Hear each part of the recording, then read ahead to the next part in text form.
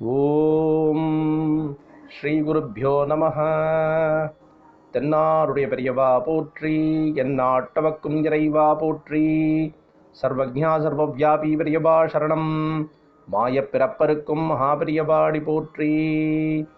ஓம் ஸ்ரீ மகாமகணபதயே நமஹ. ஸ்ரீ சந்திரசேகராமிர்தம் அமிர்ததாரை 1280. தெய்வத்தின் குரல் 5ஆம் பாகம். அத்தியாயம் ஸ்ரீ சங்கர சரிதம். இதன் இன்றைய தலைப்பு ஸ்ரீ சங்கரரின் கால நிர்ணயம். இதன் இன்றைய உபதலைப்பு மைய கேள்வி, மெகஸ்தனிஸ் சொல்லும் சாண்ட்ரகோட்டஸ் யார் என்பதன் தொடர்ச்சி. இது ஒரு பக்கம் இருக்கட்டும். அதாவது குப்த சந்திரகுப்தர்களில் ஒருத்தனோ அவர்களுக்கு நடுவில் வந்த சமுத்திரகுப்தனோ தான் கிமு 4ஆம் நூற்றாண்டில் மெகஸ்தனிஸுக்கு சமகாலத்தவனாக இருந்தது என்ற விஷயம் ஒரு பக்கம் இருக்கட்டும். ஆச்சாரியால் காலம் கிபி 788 முதல் 820 என்னும் கட்சிப்படி அவர் அந்த கட்சிக்காரர்களின் அபிப்பிராயப்படி மேலே சொன்ன குப்த ராஜாக்களின் காலமான கிபி 4ஆம் 5ஆம் நூற்றாண்டுகளுக்கு 350-400 வருஷம் பின்னால் வந்தவர். இந்த இடைக்காலத்திற்குள் குப்த சாம்ராஜ்யம் எடுபட்டு போய் இன்னும் அநேக நடந்து ஹர்ஷவர்தனின் ஆட்சியும் முடிந்து 100 வருஷத்திற்கு மேல் ஆகிவிட்டது. ஹர்ஷனை பற்றி மகாகவியான பாணர் பெருசாகவே ஹர்ஷ சரித்திரம் என்ற காவியம் பண்ணி வைத்திருப்பதால் அவன் கிபி 7ஆம் நூற்றாண்டின் ஆரம்பத்திலிருந்து 40 வருஷத்திற்கு மேல் ஆட்சி நடத்தியவன் என்று தெரிகிறது. நம்மூர்காரரான பாணர் சொல்வதை கொண்டு கால நிர்ணயம் பண்ண பிடிக்காவிட்டாலும் ஹர்ஷனின் காலத்தில் இங்கே வந்து 16 வருஷம் புத்த ஸ்தலங்களுக்கெல்லாம் யாத்திரை பண்ணிய ஹுவான் சுவாங் என்ற சீனாக்காரர் எழுதி வைத்திருக்கும் குறிப்புகள் இருக்கவே இருக்கின்றன.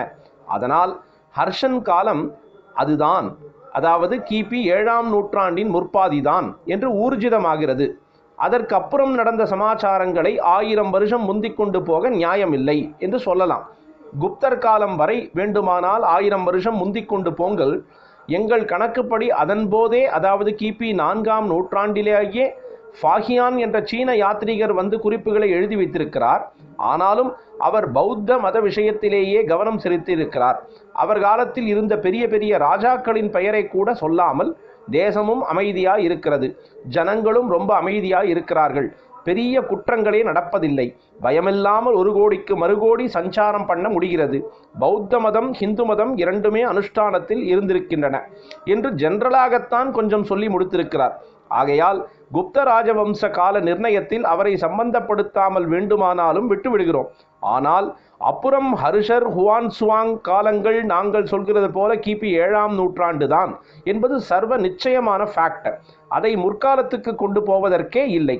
இதற்கும் 150 வருஷத்துக்கு அப்புறம் நாங்கள் ஆச்சாரியால் காலத்தை சொல்வதால் அதில் கை வைப்பதற்கே இடமில்லை என்று சொல்லலாம்.